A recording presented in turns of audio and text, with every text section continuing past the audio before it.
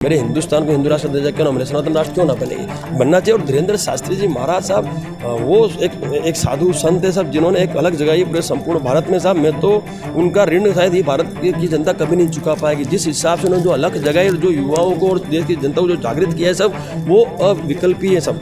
उनका जो दिव्य दरबार है वो बालाजी की देन है, बालाजी का आशीर्वाद है। और वो रामराज की बात करते हैं, सनातन धर्म की रक्षा की बात करते हैं, तो गलत कहाँ है? क्यों हम विरोध कर रहे हैं साहब? हम क्षत्रिय करणी सेना परिवार कल भी उनके साथ थी, आज भी और आगे भी रहेगी। और हिंदू राष्ट्र बनना चाहिए और बनवा के ही हम शांत होंगे, ये हमारा वादा है। इन विधानसभा चुनाव में मध्य प्रदेश के क्षत्रियों को सत्ता में ज़्यादा से ज़्यादा भागीदारी दिलाने हेतु हमने ये महापड़ाव का आयोजन किया है। सब लव जिहाद है, लैंड जिहाद है, धर्म परिवर्तन जिहाद है, सभी जिहादों को लेके कड़े कानूनों की आवश्यकता है।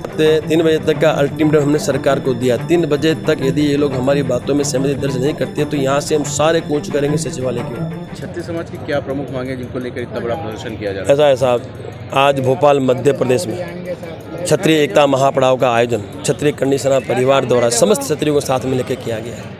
विधानसभा चुनाव है मध्य प्रदेश में, इन विधानसभा चुनाव में मध्य प्रदेश के क्षत्रियों को सत्ता में ज़्यादा से ज़्यादा भागीदारी दिलाने हेतु हमने ये महापड़ाव का आयोजन किया है। उसके अलावा भी हमारे 20-21 मांगे हैं। आप चाहें तो मैं आपको पढ़ के सुनाना चाहूँगा साहब। जो मुख्य मांग है वो सत्ता में भागीदारी है। राष्ट्रीय पार्टियों द्वारा क्षत्रियों को उनके प्रभुत्व वाली समस्त विधानसभाओं में टिकट का वितरण करना, क्षत्रिय कल्याण और स्वर्ण आयोग का गठन करना, क्षत्रिय छात्रों के लिए प्रत्येक जिले में हॉस्टल का निर्माण किया जाए, महापुरुषों और वीरांगनाओं का इतिहास सुनिश्चित करने हेतु तो आयोग का गठन किया जाए, ईडब्ल्यूएस की सभी विसंगतियां दूर कर मात्र 8 लाख और कम आय का प्रावधान किया जाए, सनातन बोर्ड का गठन किया जाए, जनसंख्या नियंत्रण कानून लागू किया जाए, प्रदेश में गौ रक्षा कानून लागू हो और गौ माता को राष्ट्रमाता के दर्जा देने हेतु उत्तराखंड के तर्ज पर बिल पास करके केंद्र सरकार को भेजा जाए, लव जिहाद, लैंड जिहाद, धर्म परिवर्तन जैसे जो कुषण है, जो उन दूषण को खत्म करने के लिए कड़े कानून का गठन हो, हिंदुस्तान को हिंदू भी सनातन राष्ट्र घोषित किया जाए और समान नागरिक संहिता को संपूर्ण हिंदुस्तान में तुरंत प्रभाव से लागू किया जाए, सभी भूतपूर्व सैनिकों और अर्धसैनिक बलों और शहीदों के परिवारों को आर्थिक सहायता और सरकारी नौकरियों में प्रधानता दी जाए, एट्रोसिटी का विरोध नहीं किंतु पेट्रोसिटी को दुरुपयोग को रोक रहे हैं तो कड़े कानून का गठन करना और प्रोत्साहन राशि का भुगतान तुरंत प्रभाव से बंद करना और गिरफ्तारी जांच के पश्चात करना। आरक्षण का भी कोई विरोध नहीं, लेकिन आरक्षण की समीक्षा और क्रिमिनल का प्रावधान हो ताकि जरूरतमंद वंचित लोगों तक इसका लाभ पहुंच सके। आरक्षण आर्थिक आधार पर हो। बुंदेलखंड संभाग को अलग राज्य घोषित किया जाए। मठ मंदिरों पर से जो सरकार का अंकुश है वो खत्म किया जाए। राज्य रजवाड़ों की जर्जित और लावारिस संपत्तियों के हेरिटेज के तर्ज पर जीर्णोद्धार कर प्रदेश की जनता को समर्पित किया जाए। मध्य प्रदेश पुलिस को लेकर उन्होंने मांग रखी है, फलाना आउट को लेकर मांग, कोविड-19 के जो कर्मचारी जिनको इन्होंने जो नौकरी मुक्त किया उन्हें वापस लिया जाए। और साथ ही साथ जो हमारे रावत राजपूत जो समाज के जो लोग हैं जिनके प्रमाण पत्र में मीणा शब्द का उपयोग किया गया है, जबकि ओबीसी का लाभ ले रहे हैं, ओबीसी का लाभ तो वर्षों से लेते हैं, तो मीणा शब्द का उपयोग करने की आवश्यकता नहीं थी, वो शब्द निकाला जाए।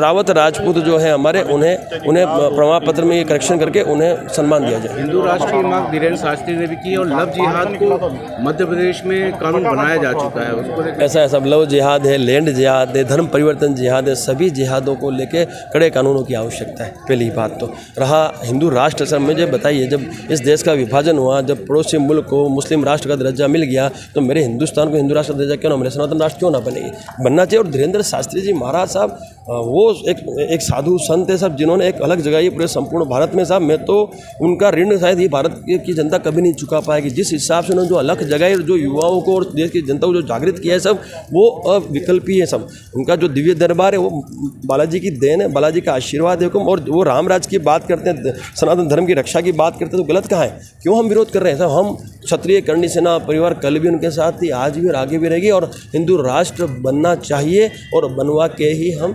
शांत होंगे, ये हमारा वादा है। नहीं, अगर बातें नहीं मानी जाती, जैसे सरकार से आपकी बातचीत चल रही है, सीधी बात है 3 बजे तक का अल्टीमेटम हमने सरकार को दिया। 3 बजे तक यदि ये लोग हमारी बातों में सहमति दर्ज नहीं करते तो यहाँ से हम सारे कूच करेंगे सचिवालय की ओर।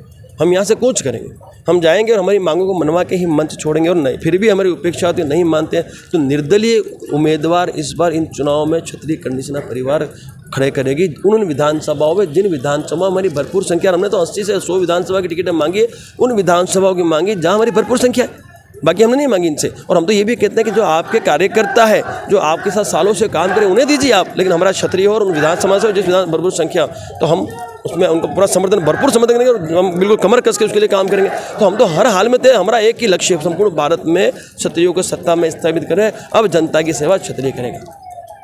आपने लगाया क्या है?